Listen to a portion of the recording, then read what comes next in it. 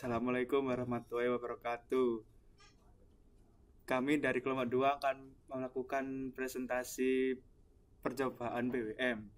Berikut nama kelompoknya, yaitu saya sendiri Arya Rajawali dengan NRP 13 dan teman saya Dimas Islami dengan NRP 15 dan Marcel Nandana dengan NRP 30. Pengertian BWM. BWM merupakan suatu teknik modulasi yang mengubah lebar pulsa atau pulse width dengan nilai frekuensi dan amplitudo yang tetap. BWM dapat dianggap sebagai kebalikan dari ADC, analog to digital converter, yang mengkonversi sinyal analog ke digital.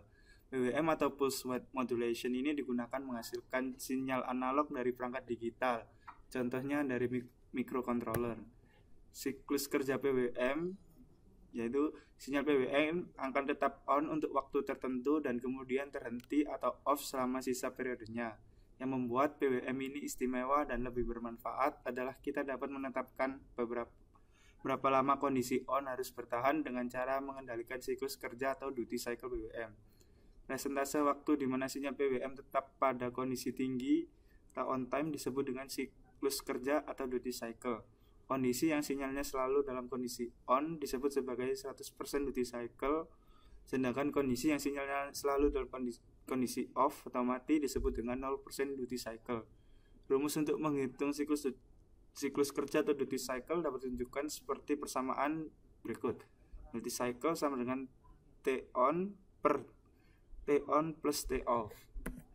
Tujuan rangkaian transistor BWM yaitu sebagai metode yang sering digunakan untuk mengontrol daya. Selain sebagai pengatur daya, BWM juga berfungsi sebagai pengatur gerak dalam sebuah perangkat elektronika.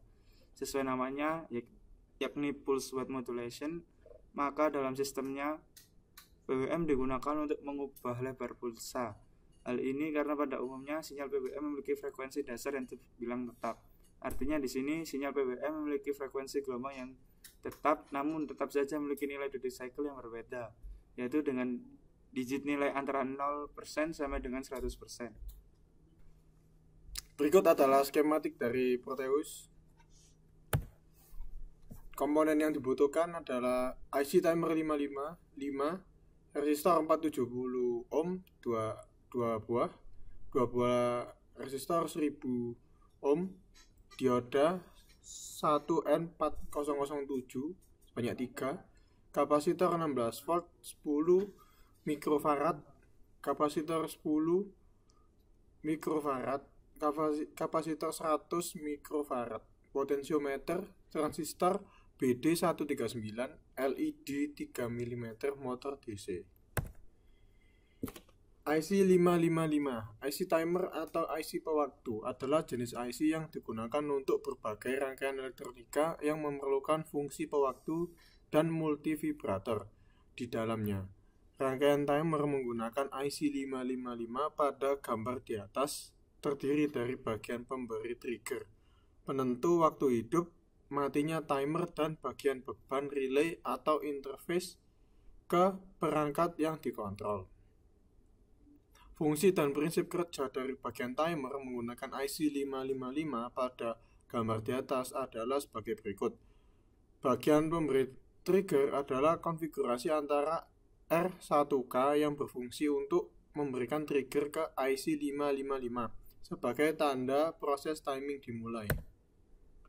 Bagian penentu waktu timing merupakan konfigurasi antara VR10K dan kapasitor 10U yang berfungsi untuk menentukan waktu atau lamanya timer akan on atau off, di mana lamanya waktu on atau off-nya timer ditentukan oleh waktu proses pengisian kapasitor 10U yang ditentukan oleh nilai kapasitansi kapasitor 10U yang nilai resistansi VR1 ohm tersebut. Bagian beban adalah relay yang berfungsi untuk menghubungkan antara relay dengan perangkat yang dikontrol.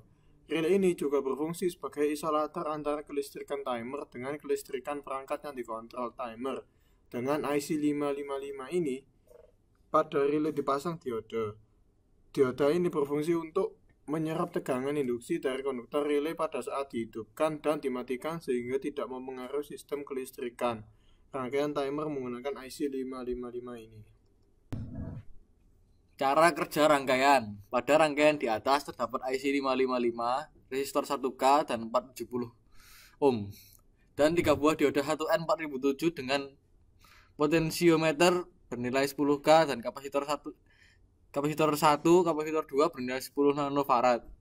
Kapasitor ketiga bernilai 100 nanofarad. Pada saat rangkaian diaktifkan, mula-mula kapasitor 1 mengisi muatannya melalui R1, D1 dan potensiometer yang diset mula-mula 55% putaran. Pada saat kapasitor mengisi muatannya hingga tegangan pada C1 lebih dari 2/3 kali VCC, artinya jika tegangan sumber adalah 5 volt, maka C1 akan mengisi muatan hingga tegangannya 2/3 kali 5 sama dengan 3,33 volt. Pada saat kapasitor mengisi, output pin kaki 3 adalah high. Saat tegangan pada C1 lebih sedikit saja dari 3,33 volt, transistor internal yang berada pada pin 7 akan aktif sehingga muatan pada C1 dibuang ke kaki 7 melewati potensiometer yang diset 45% dan D2. Tegangan pada C1 dibuang sampai nilainya sedikit di bawah 1/3 kali VCC atau 1,6 volt. Saat kapasitor C1 membuang muatannya, output pin 3 IC akan berubah menjadi low. Berkurangnya tegangan C1 di bawah 1/3 VCC menyebabkan transistor internal pada kaki 7 terputus, maka kapasitor mengisi lagi sampai 2/3 VCC menyebabkan siklus yang berulang terus-menerus. Perbedaan nilai potensiometer pada kedua bagian 50% dan 45% menghasilkan perbedaan waktu antara periode high dan periode low, sehingga pulsa PWM dapat diatur. Kemudian untuk mengatur pulsa PWM dapat dilakukan dengan mengatur posisi putaran potensiometer.